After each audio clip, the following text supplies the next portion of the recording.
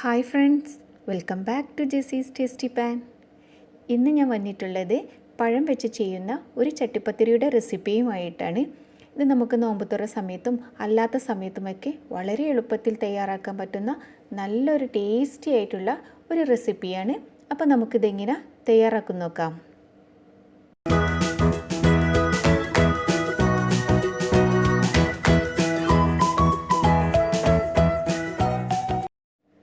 ചട്ടിപ്പത്തിരി റെഡിയാക്കാനായിട്ട് നമുക്ക് ആദ്യം തന്നെ ഒന്ന് ചപ്പാത്തി റെഡിയാക്കി എടുക്കണം.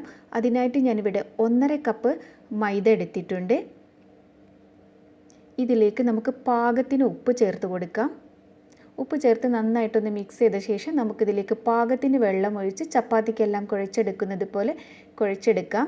നല്ല ടൈറ്റായിട്ട് തന്നെ കുഴച്ചെടുക്കണം, ഒരുപാട് ലൂസാവാൻ പാടില്ല കേട്ടോ. അപ്പോൾ ഞാനിവിടെ നന്നായിട്ട് കുഴച്ചെടുത്തിട്ടുണ്ട്. ഇനി നമുക്കിതൊന്ന് പൂരിയുടെ വലുപ്പത്തിൽ ഉരുളകളാക്കിയിട്ട് മാറ്റി വെക്കാം.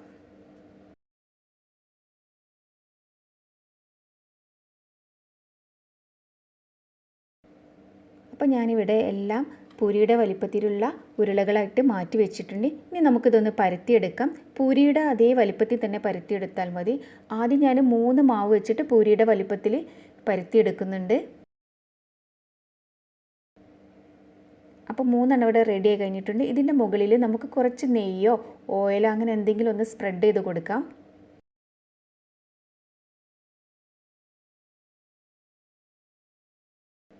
ഇനി ഇതിൻ്റെ മുകളിലായിട്ട് ഒരല്പം മൈദ ഒന്ന് സ്പ്രെഡ് ചെയ്ത് കൊടുക്കണം.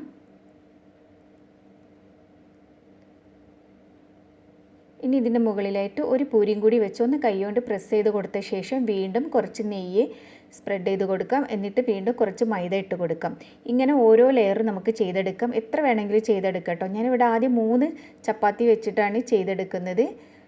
ഒരു 4ഓ 5ഓ എത്ര വേണമെങ്കിലും ചെയ്തെടുക്കാം. ഇങ്ങനെ ചെയ്തെടുക്കുമ്പോൾ എന്താണെന്ന് അറിയാം, നമുക്ക് പെട്ടെന്ന് തന്നെ പരത്തിയെടുക്കാനായിട്ട് പറ്റും. പിന്നെ നമ്മുടെ ചപ്പാത്തി നല്ല തിന്നായിട്ട് കിട്ടും ചെയ്യും. അതുകൊണ്ടാണ് കേട്ടോ ഇങ്ങനെ നമ്മൾ പരത്തിയെടുക്കുന്നത്. ഇങ്ങനെ പരത്തിയെടുക്കാൻ ബുദ്ധിമുട്ടുള്ളവർക്ക് ഓരോന്നായിട്ട് പരത്തിയെടുക്കാവുന്നതാണ്. ഇനി ഇത് നന്നായിട്ട് നമുക്ക് പരത്തിയെടുക്കാം. നമ്മുടെ പാത്രത്തിൻ്റെ വലുപ്പത്തിനനുസരിച്ച് പരത്തിയെടുക്കാം. ഇനി നിങ്ങൾക്കിത് കറക്റ്റ് റൗണ്ട് ഷേപ്പിൽ കിട്ടണമെന്നുണ്ടെങ്കിൽ നിങ്ങൾ ഏത് പാത്രത്തിലാണോ ഉണ്ടാക്കുന്നത് ആ പാത്രത്തിൻ്റെ മൂടി വെച്ചിട്ട് ഒന്ന് കട്ട് ചെയ്തെടുത്താലും മതി കേട്ടോ. അപ്പോൾ ഞാനിവിടെ കട്ട് ചെയ്തെടുക്കുന്നൊന്നുമില്ല, ഞാൻ ഇങ്ങനെ തന്നെ ചുട്ടെടുക്കുകയാണ് ചെയ്യുന്നത്. ഇനിയിപ്പോൾ നമുക്കിതൊന്ന് ചുട്ടെടുക്കാം. അപ്പോൾ ചൂടായ ഫ്രൈ പാനിലേക്ക് നമുക്കിതിട്ട് കൊടുക്കാം. അപ്പോൾ ഇട്ട ഉടനെ തന്നെ മറിച്ചിട്ട് കൊടുക്കരുത്. ഒരു 30 സെക്കൻഡ് വെച്ചതിന് ശേഷം ഒന്ന് മറിച്ചിട്ട് കൊടുക്കാം. നമ്മൾ ഇട്ട ഉടനെ തന്നെ ചെറിയ ബബിൾസൊക്കെ വരും. അപ്പോൾ അത് വന്നതിന് ശേഷം നമുക്ക് മറിച്ചിട്ട് കൊടുത്താൽ മതി. ചെറിയ ബബിൾസ് വന്ന ശേഷം നമുക്കിതൊന്ന് മറിച്ചിട്ട് കൊടുക്കാം. വീണ്ടും ഇതൊരു 30 സെക്കൻഡ് കൂടി വെക്കാം. അതിന് ശേഷം മറിച്ചിട്ട് കൊടുത്താൽ മതി. ചെറിയ ബബിൾസൊക്കെ വന്നതിന് ശേഷം ഒന്ന് മറിച്ചിട്ട് കൊടുക്കാം. ഇതപ്പോൾ ഒന്ന് മറിച്ചിട്ട് കൊടുത്ത ശേഷം ഇത് നന്നായിട്ടൊന്ന് പൊങ്ങി വന്നിട്ടുണ്ട്. ഇത്രയും മതി. ഒരു മിനിറ്റ്, ഒരു 1.25 മിനിറ്റിനുള്ളിൽ തന്നെ നമ്മുടെ ചപ്പാത്തി റെഡി ആയി കിട്ടും. ഇനി നമുക്കിത് മാറ്റി വെക്കാം. ഇതുപോലെ തന്നെ ബാക്കിയുള്ളതെല്ലാം ചുട്ടെടുക്കാം കേട്ടോ. ഇതൊന്ന് ഇളം ചൂടോട് കൂടി നമുക്ക് അടർത്തിയെടുക്കാം. നമ്മൾ 3 ചപ്പാത്തി വെച്ചിട്ടാണല്ലോ ഇത് പരത്തിയെടുത്തത്, അതായത് 3 പൂരി ഒട്ടിച്ച് വെച്ചിട്ടാണല്ലോ നമ്മൾ പരത്തിയെടുത്തത്. അപ്പോൾ നമുക്കിത് പതുക്കെ ചെറിയ ചൂടോട് കൂടി തന്നെ ഇതുപോലെ അടർത്തിയെടുക്കാം. ചെറുതായിട്ടൊക്കെ പൊട്ടിപ്പോവുകയാണെങ്കിലൊന്നും പ്രശ്നമില്ല. പതുക്കെ വലിച്ചെടുക്കണം കേട്ടോ. അപ്പോൾ ഒരെണ്ണം ഞാനിവിടെ വലിച്ചെടുത്തിട്ടുണ്ട്. രണ്ടാമത്തും ഇതുപോലെ തന്നെ വലിച്ചെടുക്കാം.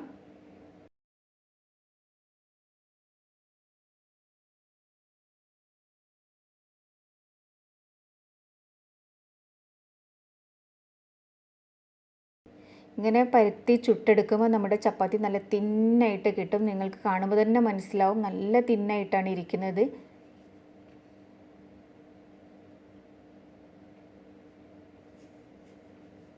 കണ്ടില്ല, എൻ്റെ കൈയൊക്കെ ശരിക്കും നിങ്ങൾക്ക് കാണാനായിട്ട് പറ്റും.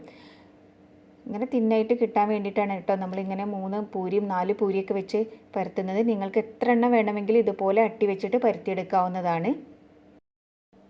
നമ്മൾ സാധാരണ ഏത് ചട്ടിപ്പത്തിരി ഉണ്ടാക്കുകയാണെങ്കിലും ഇതുപോലെ തന്നെയാണ് കേട്ടോ തയ്യാറാക്കുക ചട്ടിപ്പത്തിരിൻ്റെ ചപ്പാത്തി. ഇനി നമുക്ക് ഇതിലേക്കുള്ള ഫില്ലിംഗ് ഒന്ന് റെഡിയാക്കി എടുക്കാം. അതിനായിട്ട് ഒരു പാൻ അടുപ്പിൽ വെച്ചിട്ട് ഞാനിവിടെ 2 ടേബിൾ സ്പൂൺ നെയ്യ് ചേർത്ത് കൊടുക്കുന്നുണ്ട്. നെയ്യോ ഓയിലോ എന്ത് വേണമെങ്കിലും ചേർത്ത് കൊടുക്കാവുന്നതാണ്. അപ്പോൾ നെയ്യൊന്ന് ചൂടായി വന്നാൽ നമുക്കിതിലേക്ക് അണ്ടിപ്പരിപ്പ് അല്ലെങ്കിൽ കാഷ്യൂ നട്ട് ചേർത്ത് കൊടുക്കാം. ഇതിനൊന്നും പ്രത്യേക അളവില്ല കേട്ടോ, നിങ്ങളുടെ ഇഷ്ടത്തിനനുസരിച്ച് ചേർത്ത് കൊടുക്കാവുന്നതാണ്.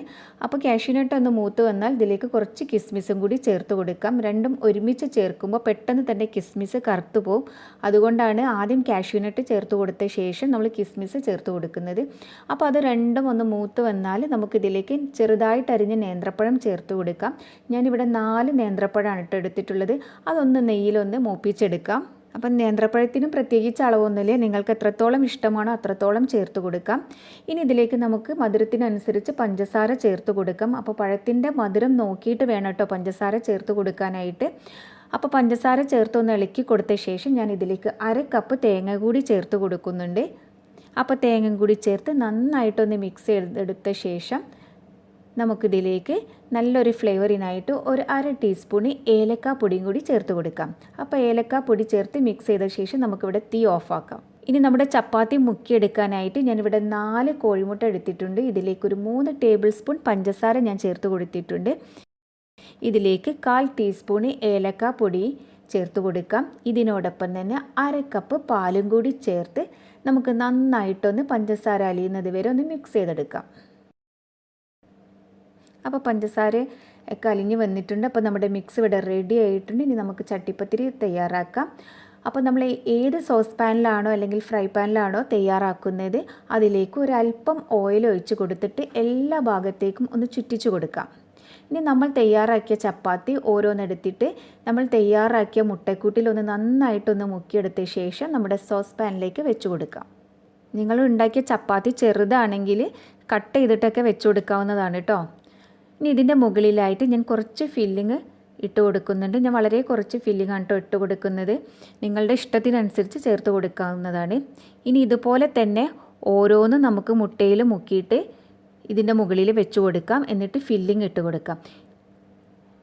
ഇങ്ങനെ ഫില്ലിംഗ് ഇട്ട് കൊടുത്ത ശേഷം ഇതിൻ്റെ മുകളിലായിട്ട് 2-3 സ്പൂണ് നമ്മൾ തയ്യാറാക്കിയ മുട്ടക്കൂട്ടില്ല അതൊന്ന് ഒഴിച്ച് കൊടുക്കുന്നത് നല്ലതാണ് കേട്ടോ. ഇതിൻ്റെ മുകളിൽ ഇടാനായിട്ട് ഞാൻ കുറച്ച് കൂടുതൽ ഫില്ലിംഗ് മാറ്റി വെച്ചിട്ടുണ്ടായിരുന്നു. അപ്പോൾ കുറച്ച് കൂടുതൽ തന്നെ മുകളിൽ ഇട്ട് കൊടുക്കാം. പിന്നെ ബാക്കിയുള്ള മുട്ടക്കൂട്ടും ഇതിൻ്റെ മുകളിലേക്ക് ഒഴിച്ചു കൊടുക്കാം.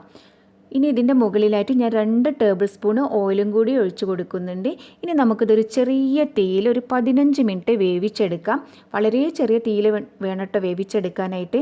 ഇനി അടി കരിഞ്ഞു പോകുന്നുള്ള പേടിയുണ്ടെങ്കിൽ അടിയിലൊരു പഴയ ഫ്രൈ പാനോ അല്ലെങ്കിൽ പഴയ തട്ടോ എന്തെങ്കിലും വെച്ചിട്ട് അടച്ച് വെച്ചിട്ട് നമുക്ക് വേവിച്ചെടുക്കാം. അപ്പോൾ തീയുടെ കാര്യം പ്രത്യേകം ശ്രദ്ധിക്കണം. തീ ഒരുപാട് കൂട്ടി വെക്കരുത് കേട്ടോ. അപ്പോൾ ഇവിടെ ഒരു 15 മിനിറ്റ് കഴിഞ്ഞ് ഞാൻ തുറന്ന് നോക്കിയപ്പോൾ നമ്മുടെ പഴം വെച്ചിട്ടുള്ള ചട്ടിപ്പത്തിരി ഇവിടെ റെഡി ആയിട്ടുണ്ട്. ഇനി നമുക്കിതൊന്ന് മറിച്ചിട്ട് കൊടുക്കണം. ഇതിൻ്റെ മുകൾ ഭാഗമൊക്കെ വൈറ്റ് കളറാണ് ഇരിക്കുന്നത്. അപ്പോൾ അതൊന്ന് ഗോൾഡൻ കളറാക്കി എടുക്കാനായിട്ട് ഞാൻ നെയ്യ് പുരട്ടിയ ഒരു ഫ്രൈ പാനിലേക്ക് ഒന്ന് മറിച്ചിട്ട് കൊടുക്കുന്നുണ്ട്. അപ്പോൾ ഞാൻ ഇവിടെ മറിച്ചിട്ട് കൊടുത്തിട്ടുണ്ട്. അപ്പോൾ ഒരു 3-4 മിനിറ്റ് വെച്ചാൽ മതി കേട്ടോ. ഒരുപാട് സമയമൊന്നും വെക്കണ്ട. നമ്മുടെ ചട്ടിപ്പത്തിരി നന്നായിട്ട് കുക്കായതാണ്. അതിൻ്റെ മുകൾ ഭാഗം മാത്രം ഒന്ന് കളർ ചേഞ്ച് ആവാനായിട്ടാണ് നമ്മൾ വെച്ച് കൊടുക്കുന്നത്. അപ്പോൾ നമ്മുടെ ചട്ടിപ്പത്തിരിയുടെ കുക്കായി വന്നിട്ടുണ്ട്. ഇനി ഞാനിതൊന്ന് കട്ട് ചെയ്ത് കാണിച്ചു തരാം. നല്ല ടേസ്റ്റാണ് ഇത് കഴിക്കാനായിട്ട്. പാകത്തിനുള്ള മധുരമൊക്കെ ഉള്ളൂ. അപ്പോൾ മധുരം ചേർക്കുമ്പോൾ അതൊന്ന് ശ്രദ്ധിക്കണം. ഒരുപാട് മധുരം കൂടി പോകരുത്. പഴത്തിൻ്റെ മധുരം നോക്കിയിട്ട് വേണം നമ്മൾ ചേർക്കാനായിട്ട്. വളരെ എളുപ്പമാണ്. നല്ല സോഫ്റ്റായിട്ടാണ് ഇരിക്കുന്നത്. എന്നാലോ അതിൻ്റെ സൈഡും അടിഭാഗമൊക്കെ നല്ല ക്രിസ്പി ആയിട്ടാണ് കേട്ടോ ഇരിക്കുന്നത്. അപ്പോൾ എല്ലാവരും ഒന്ന് ട്രൈ ചെയ്ത് നോക്കൂ. ഒരു കുറച്ച് വെറൈറ്റി ആയിട്ടുള്ള എന്നാൽ വളരെ എളുപ്പത്തിൽ തയ്യാറാക്കാൻ പറ്റുന്ന ഒരു ചട്ടിപ്പത്തിരിയാണിത്.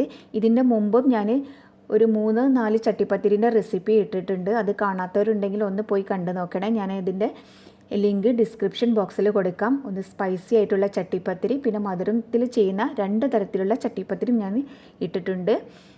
അപ്പോൾ എല്ലാവരും ഒന്ന് ട്രൈ ചെയ്ത് നോക്കൂ. ഇനി പുതിയൊരു റെസിപ്പിയുമായിട്ട് ഞാൻ വീണ്ടും വരാം. അപ്പോൾ എൻ്റെ ചാനൽ നിങ്ങൾ ആദ്യമായിട്ട് കാണുന്നവർ ആരെങ്കിലും ഉണ്ടെങ്കിൽ ഒന്ന് സബ്സ്ക്രൈബ് ചെയ്യാനും അതിൻ്റെ തൊട്ടടുത്ത് കാണുന്ന കുഞ്ഞു ബെല്ലൈക്കണില്ലേ അതൊന്ന് ക്ലിക്ക് ചെയ്യാനും മറക്കരുത്. അപ്പോൾ പുതിയൊരു റെസിപ്പിയുമായിട്ട് ഞാൻ വീണ്ടും വരാം. അതുവരേക്കും ബൈ.